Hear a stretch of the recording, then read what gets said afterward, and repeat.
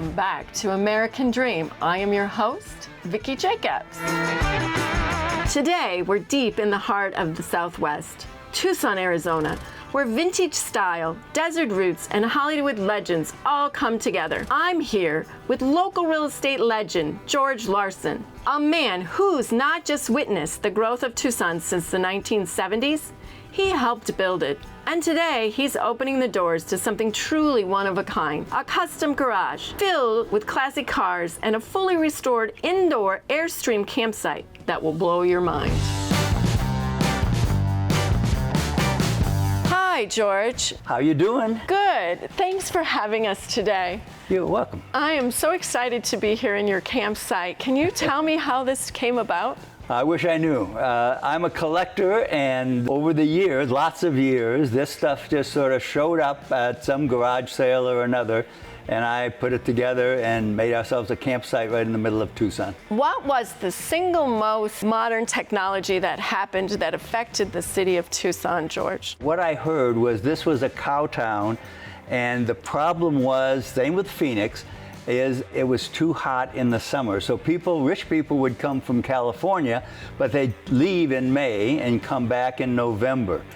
Air conditioning was the thing that made the difference. Air conditioning was patented or became popular about 1955, and all the desert towns, particularly Phoenix and Tucson, flourished after that because you could live here year-round. And so were there sleeping porches? In the 40s and 50s, big houses had screened porches where the air could go circulate with screens on three sides, and they slept outside, the whole family, in one big room.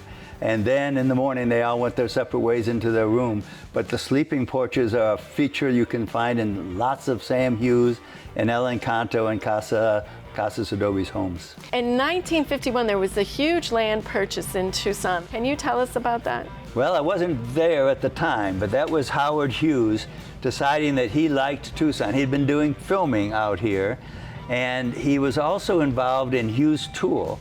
And for some reason, he took a liking to Tucson. He thought the weather, the climate, and he started buying up land as an investment. And who helped him with these purchases? I believe it was Roy Drachman. I think that Roy Drachman signed a little secrecy code and said, so the land was bought in trust so that it could be bought at $50 an acre. So the land was put in trust, and the next thing we know, Howard Hughes was the largest landowner in Pima County. What famous company did Howard Hughes start in Tucson? Hughes Tool, Hughes Aircraft. The tool company made the tools for drilling oil, and the aircraft company built the Spruce Goose. And now today, it's the largest employer in Tucson. Still, yeah, isn't that amazing? And it's called Raytheon now, right? Raytheon, yeah. Yeah, so Raytheon is now our largest employer, and it all started with Howard Hughes in 1951. Right.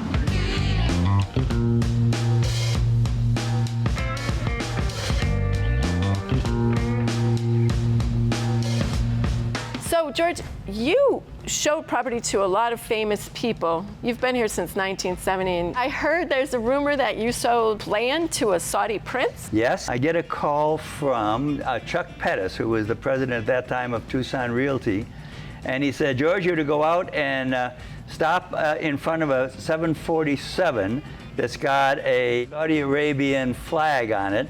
And out comes a Saudi Arabian prince. He was very handsome and had the flowing caftan.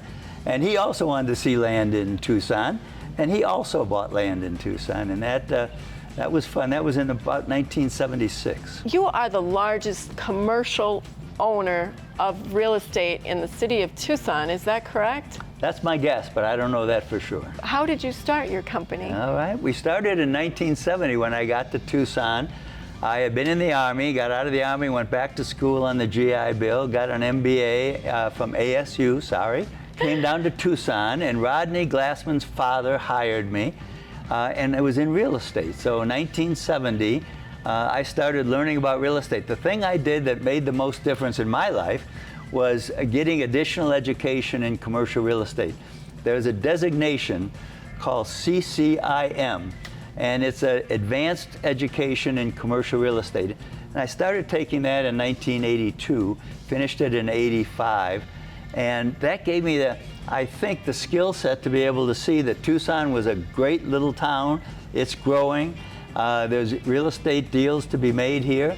So I started my career in commercial real estate about 1975 and been doing it ever since. We own a lot of real estate and we've loved it. Thank you, George. It was wonderful today. I enjoy your garage and you for the most part. You're nice. Thank you so much. It's been fun to be talking with you. Oh, well, thank you.